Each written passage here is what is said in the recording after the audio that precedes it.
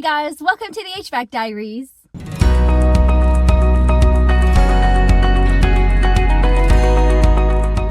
This episode of the HVAC Diaries is brought to you by New Calgon. How are you guys? Did you guys have a good week? This week was the absolute slowest, most boring, most rainiest, most coldest week of the whole summer.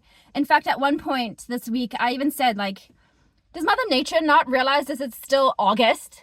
We're still in summertime here, you guys. I feel like I've been cheated out of a week of summer. I'm not ready for it. Not ready for it to be over. But I do still have some HVAC adventures to take you on this week, so let's go. So we had a pretty major service call to our packaging factory manufacturer place.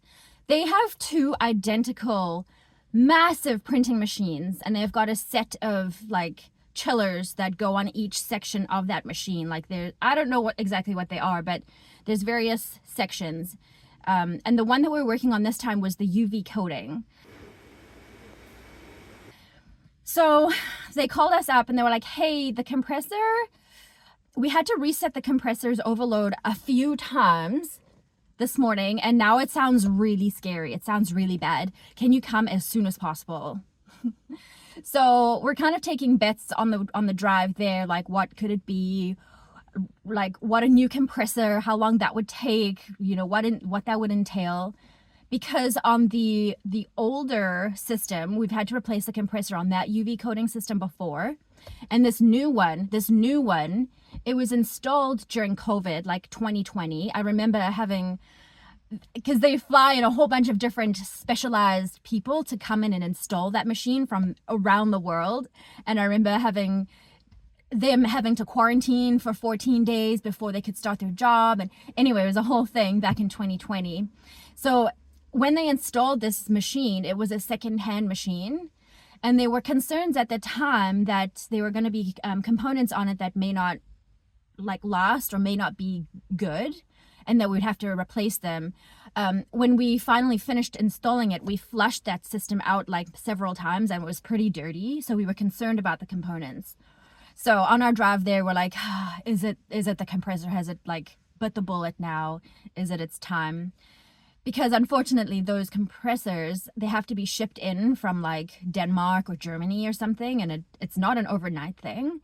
And these guys, when they don't have this compressor working, their entire line is down, and it costs them hundreds of thousands of dollars, I think, per hour that it's not working. So when we arrived and we tested the compressor, we wanted to kind of see what it was doing and sounding like ourselves. So we fired her on, and immediately it sounded really terrible, and it pulled lock rotor amps right away. So we shut her down.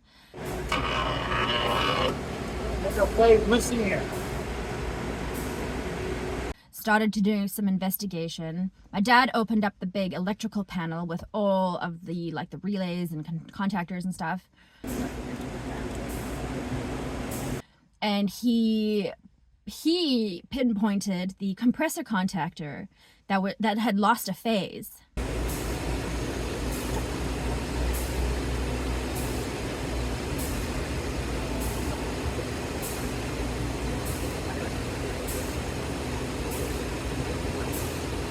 And so he was like, let's replace the contactor and see what that does.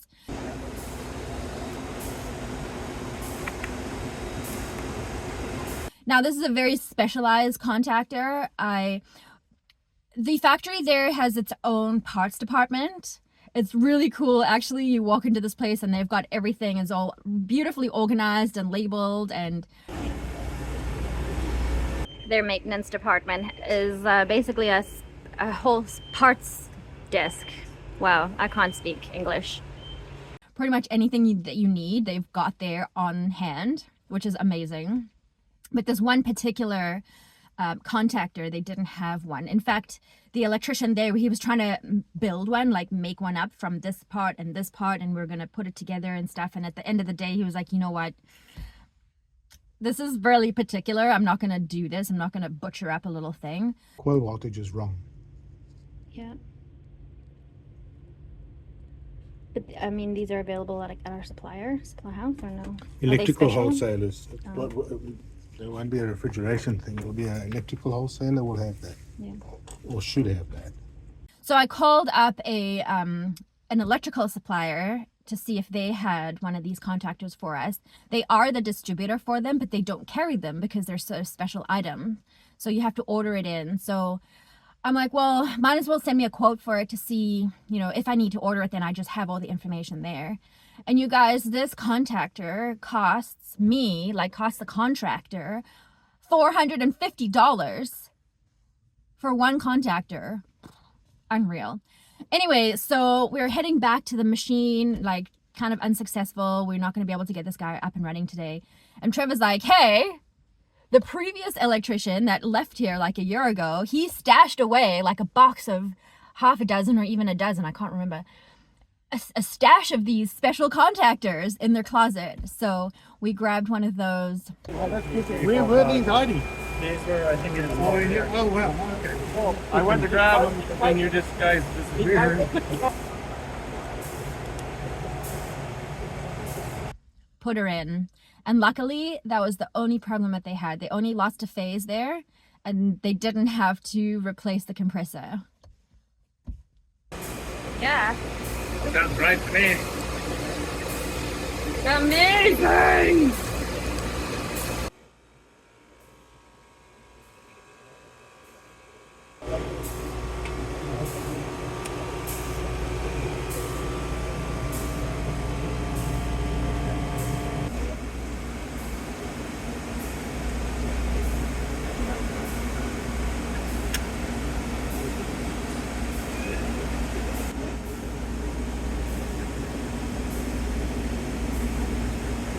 And while I would love to take videos of everything in that factory because it's so clean and orderly and everything has a label, but I did take this really sneaky video of us walking over the conveyor, which is really cool. You just wave your hand over the button.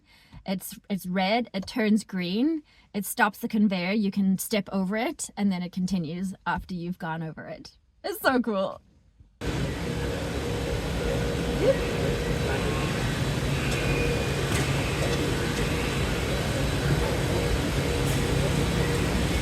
Also this week, you know that building that we replaced all of those water source heat pump units in, that office building? We did one last week. Well, this week they called us and they were like, hey, the fire department came through here and they noticed that they are stacked in the hallway downstairs. They don't want that. So can you please come and decommission those units so that we can scrap them, we can get rid of them. So unfortunately for us, well, I don't know. Unfortunately, we didn't get to scrap them. We didn't get to take them to the metal recycling and get the money for it. They had a company come and pick all of them up at the same time because technically, like, we could really only get rid of one at a time and they needed them all to be gone. In fact, the day that we did that, there was several different contractors on site getting rid of a bunch of just like scrap junk stuff that had been accumulated over time. So they did a massive clean out and got everything done. So all we had to do was recover all of the refrigerant from each of the units. Some of them were 410A and a lot of them were R22.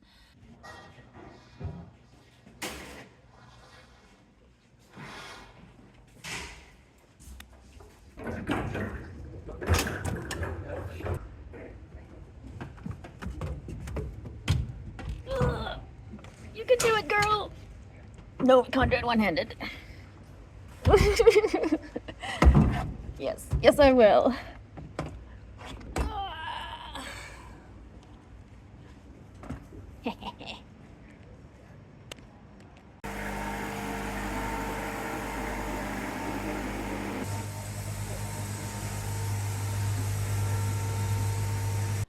After removing all the refrigerant, we usually remove the Schrader valve cores as well, so the recycling company knows there's no refrigerant inside.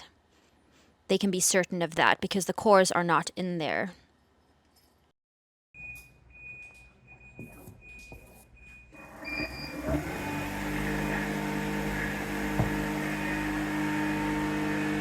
In the past, we've also removed all of these components and kept them as spares.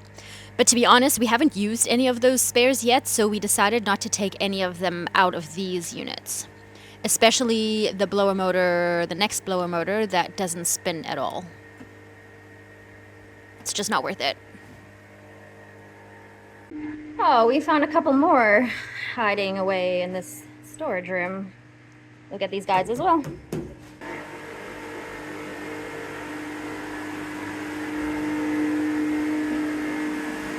So these straighter cores are different to the other ones. They're not the same size, so I can't use my little valve key. So I literally just cut the pipes. Cut it right off. All right, all of these units are ready for disposal. We were called to this really nice arts center. We're working at this really pretty arts center. Well, not out here, but we're gonna go into that building right there. There's the building. I guess they put on a bunch of shows and stuff. They've got posters for ballet shows and various other things. I guess kids go there during school time or during school holidays to make little crafts and stuff like that. Look at all the art projects. That's so cool.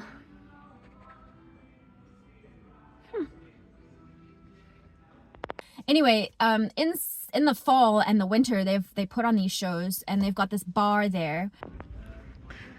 All right, so we are working behind this bar.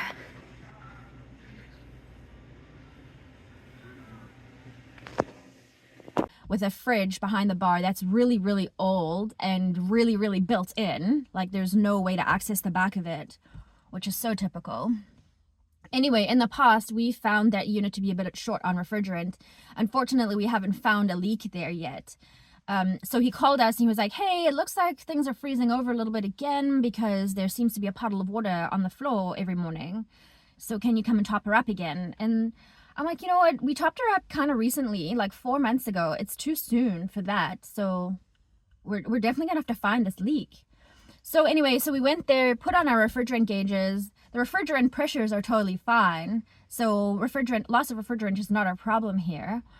So we did a little bit of digging and investigating, and it looks like where the water has dripped on the floor, it looks like it's been doing that for a very long time because the floor is like pale there. It's lost its color. And so it seems like the gaskets on the doors are a little bit loose or just need to be replaced because they've lost their elasticity. I think they're original. And that fridge, I think, must be like 23 years old. Anyway, so we suggested that they get the gasket guy come and replace those gaskets. But also we found a bit of a drip on the drain pan on the bottom underneath. So because of the situation there and everything, we're just going to suggest that they put a little pan on underneath that and just monitor that for a while because there's no way to get into it and fix it. I guess I'm gonna have to bug him and phone him. Yeah. Yeah, we need him to come and do this lock. And this lock too. Now that's a serious lock, jeez.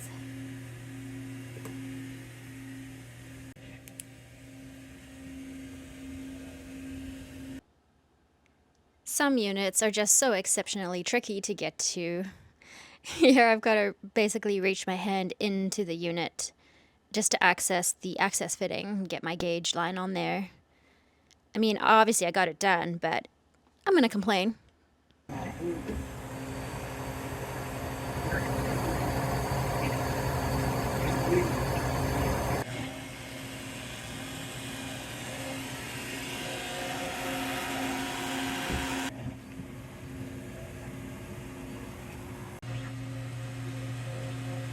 Yeah, where here we're nice and tight. Yeah. But as you get down right to about here, you can see that gap starts to open up. It's a pretty wide gap down here. Yeah.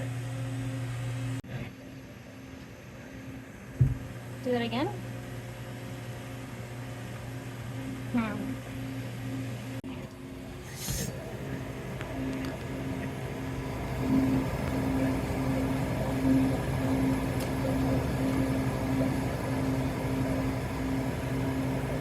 We were called to one of our catering truck companies. They have this undercounter cooler on one of their trucks that just stopped working completely. It's a rainy, rainy morning.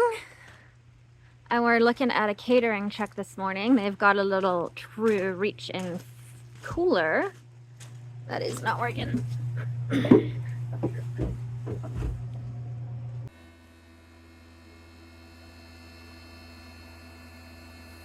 And again, it's one of those that are like built into the truck. Can't really access the back of it. I was watching this West Coast Customs show the other day where they were building out this catering truck and they got all their refrigeration equipment and they were putting all the diamond plating in so nicely. And I was like, no, don't do that. We need to be able to service this unit. Don't put diamond plating in so that you can't move the unit. They do it all the time. But luckily for us, the compressor and the condensing unit was on the side of the unit. We can just pull it out so we could still access the whole thing. But sometimes this is not the case. Unfortunately, I had to get rid of another dead mouse, which again was not our problem this time.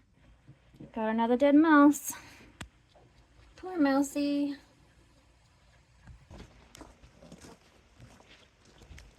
Rest in peace, little mousey.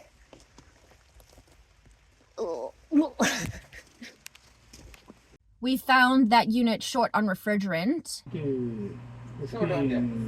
10, 5.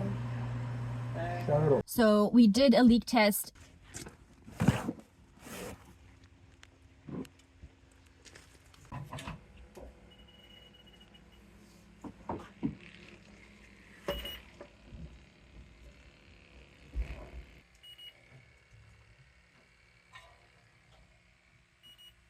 Again, one of those, can't find the leak, gonna top her up and monitor it. But for this one, we had to install an access fitting, because there wasn't one on there. So Trevor welded one in.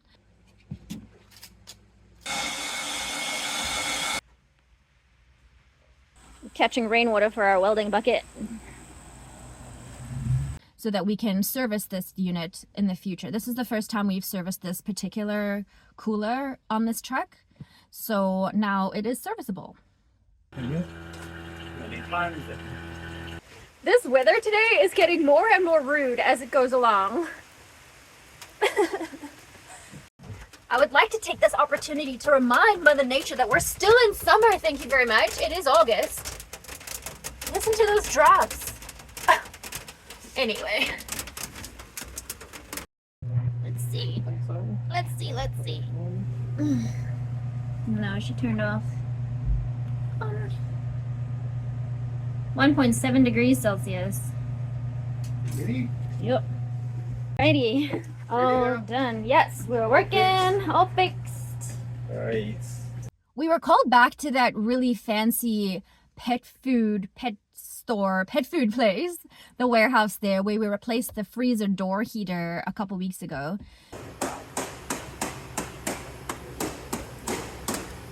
They were saying that the floor plate seems to still be freezing a little bit, and so they're just like, we're not sure if the heat is working or if it's working in all the spots. So we went over there and took a look. And it does seem like the heater on the floor is a lot, how can I say? It's giving a lot of inconsistent readings there. It does seem to be working. The thing is that it starts on the one side of the door and it goes all the way around to the other side of the door, and it goes back into the electrical cabinet. So basically, the heater works or it doesn't work. Like, it doesn't have hot spots or cold spots. It literally, like, it is on or it is off. So what we assume is that water has actually gotten underneath that door plate. It's a metal plate. Water has seeped its way inside of it and it's frozen underneath there. And the heater just cannot like overcome that amount of ice or that amount of cold. So you did do the making that.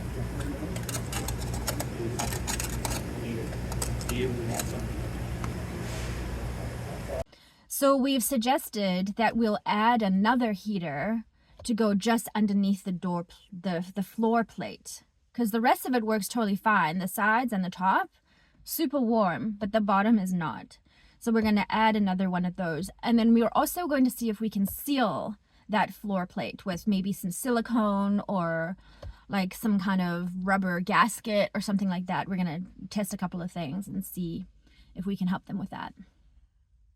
I attended a really cool big Milwaukee 100-year anniversary event at one of my local suppliers at RSL.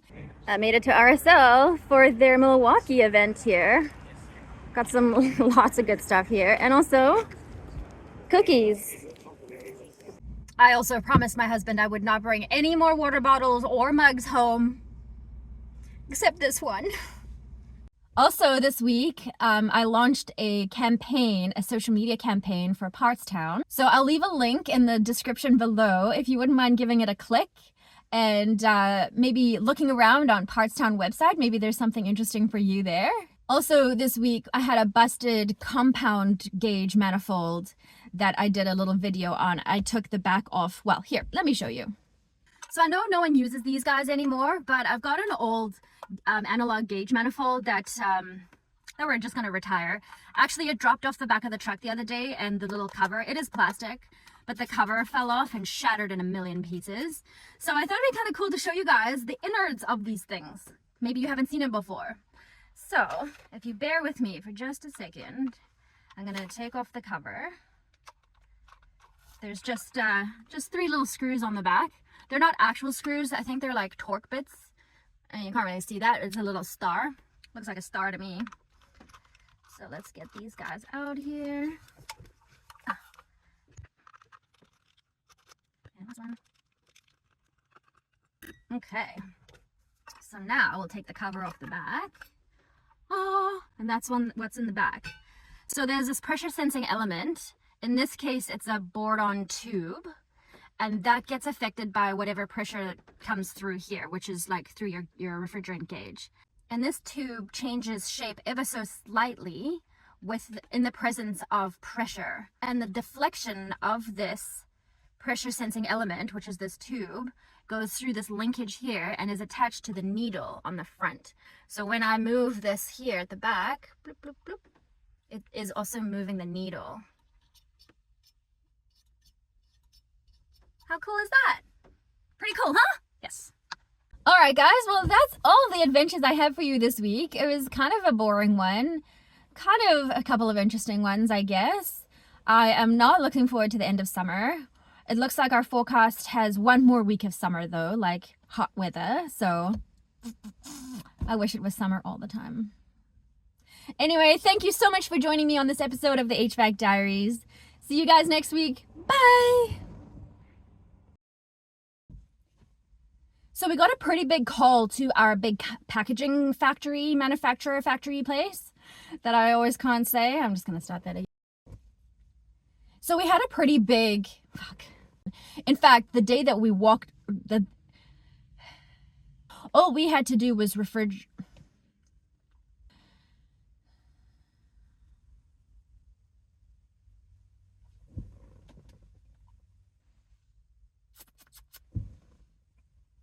Also, I had an old compound analog gauge compound manifold set. That's not how you say that. Cool.